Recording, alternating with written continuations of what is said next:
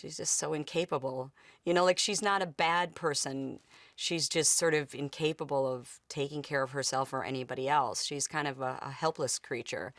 And I think she sort of blames the world for all of her problems. And most of the time when I play, the characters I play now are very much like me, are very much a reflection or a part of me.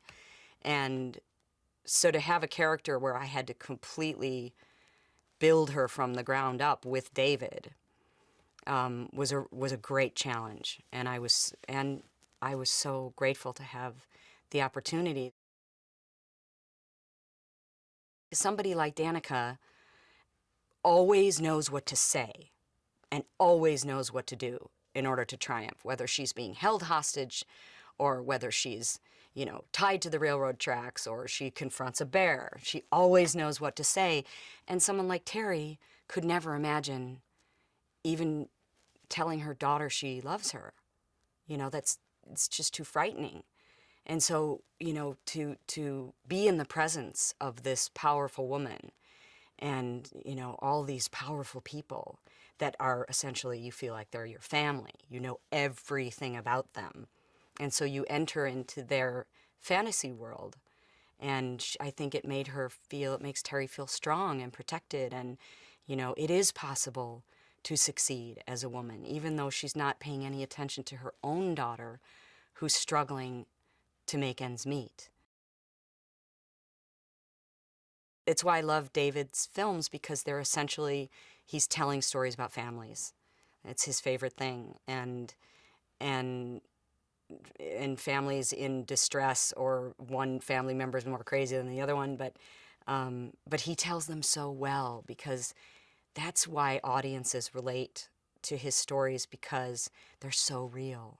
Everyone's got an uncle like that. Everyone's got a mother like that. Everyone's like, oh yeah, and that guy, that was so much like my ex-husband. Like, everybody has somebody in the movie that they already know, that they can identify with, no matter what lifestyle you have, or what race or what religion you are. Everybody has those characters somehow in their family. Joy is somebody who's taking care of her entire family. While she's working, while she's being a single mother, her ex-husband and her father both live in the basement. I'm divorced from him. She's taking care of me. She's taking care of Grandma. Grandma, who tries to help, is the only one who tries to help her. And, you know, she's getting hassled at work, and she's, you know, and she somehow manages to empower herself to become a success, you know, and not just a success, a great success. In a great success in business and personally. And my character doesn't see that. She just doesn't understand why she's always going in and out. Why are you always going in and out? Well, because I have a job, Mother. Like, well, okay. Can you pick up groceries on the way home? Because I can't go out. And it's amazing. And so many women have this life.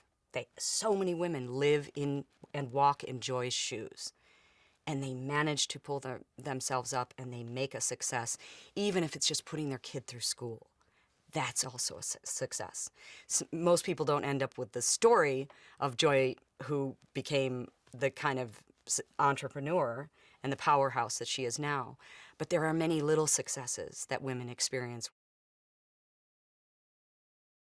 She's very, very open to the creative process, and she's very brave with that. She's very brave. And when she walks on the set, like, she owns the set. And that doesn't happen with someone of her age. It just doesn't. She knows how to handle herself. She's grounded. She's fun. She's really fun with the crew, and she's kind. She's kind to everyone in every department. And I think that that's extraordinarily professional. He was everything that I could have hoped, and so much more, you know. And so it was a great privilege to be there with him. This is a multi-generational story of women. So we see them as children, we see them as mothers, we see them as grandmother, and what it is to walk in our shoes. And David loves women, and I think he's really admires what we go through, and he wanted to tell that story about how hard it is and how do you triumph? You know, how do you become a lotus that blooms in the swamp? And I think he did that really successfully. It was very moving for me the first time I saw the film. I saw the film with Diane Ladd, Isabella Rossellini, and we were just crying, just because we've lived very different lives, the three of us, but we all three so identified with the struggle to succeed, and having people betray you, and having people lie to you, and having people trying to take away what you spent so long building. Every woman has that struggle, no matter what her lifestyle is. We all share that.